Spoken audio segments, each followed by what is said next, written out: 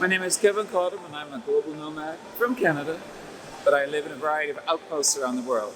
Singapore is one of them. The nomadic mindset is the movement of the mind.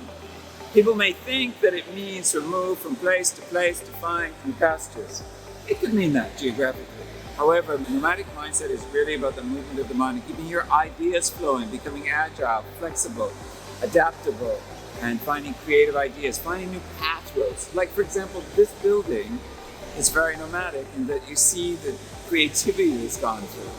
And that creativity is part of the nomadic mindset.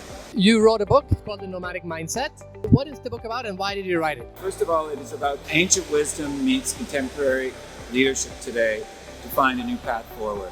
The premise for the book is that we've lost the plot, that we have become too narrow in our thinking and we need to expand. And the nomadic mindset is about expansion. You did a lot of nomadic traveling for this book. Where did you go and who did you interview? I think that one of the things that was exciting was that I went to Mongolia to spend some time in a yurt with some nomads. And Fredrik, you came along, so it was really an amazing time. But also I went to Kenya and spent time with the Maasai in the Masai Mara in southern Kenya.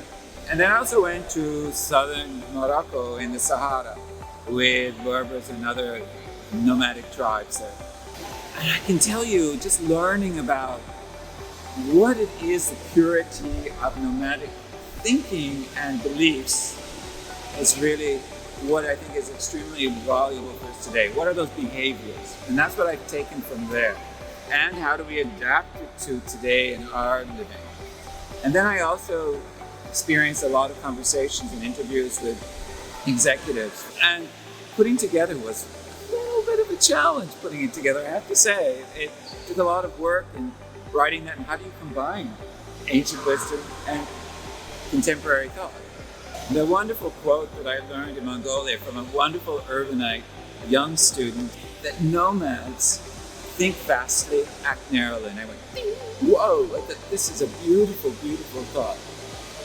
And what does it mean? I mean, it means a variety of things. But for nomads, it means we have to look very expansively at all the possibilities that can happen to us. We need to listen to the environment if we're going to save our lives. We need to be very vast. We cannot just be hunkered down on one thing and not see something else in the bigger picture. What does it mean for creativity?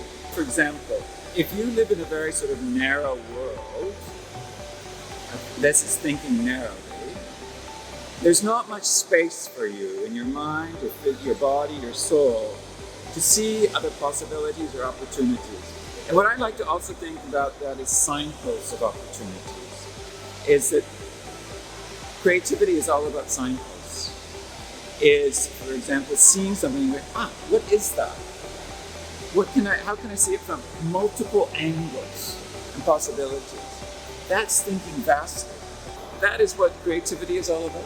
And that is very much also about taking a step back, right? Or looking further, the vastness of it.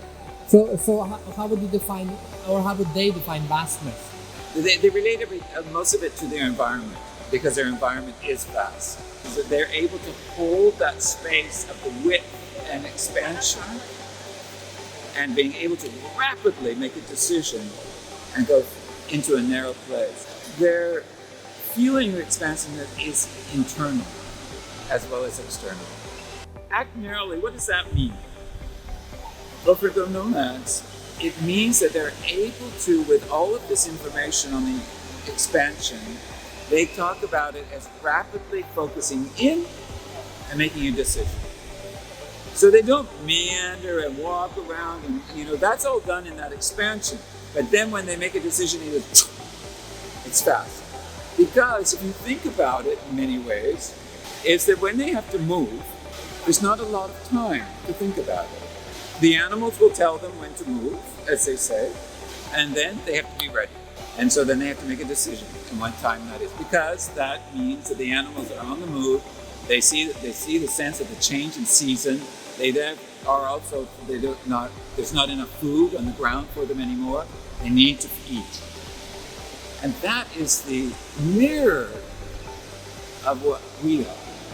I think the big message here is for the nomadic mindset is you must think vastly and act narrowly. That's it. Think vastly, act narrowly. Think vastly, act narrowly. Think vastly, act narrowly.